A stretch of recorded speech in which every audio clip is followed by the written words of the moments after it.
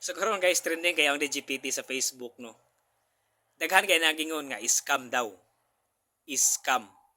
Kung napansin nyo guys, investment siya guys. So karon kay nagkalat naman sa guys nga scam. Unang-una, daghan nagreklamo katong Pitsa 15 nga scam daw kay nadilang withdrawals, wanabot lang mga withdraw.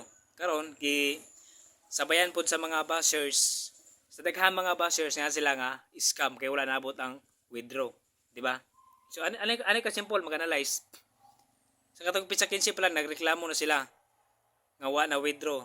Ang nakadaghanan po ngayon nga scam. Pero kung scam pa wala na ang apps, di ba? Di na nimo mag-click. Wala sila i-update. Mo na tilon nga scam. Tanawa ha. Kaning mga DGPT members nagilom-hilom ra. Pero ang kaning mga DGPT bashers, pertig yung mga banha guys. Sila pay walay gi-invest, sila pay walay gihulog, sila pay nakulban, o di ba? Ano nagsige sila banha guys? Kay gusto nila nga dili makaapil ang isa ka tawo. But pasabot kay wala man sa kwarta magdamay sila nga ang isa ka tawo dili mo invest aron dili maka-income. Oh, simple kayo analyze ha. Wala sa kwarta, nagnegative siya, ginjikan niya ang pikas tao aron mutuo sa iya nga dili pud musod aron pareho sila.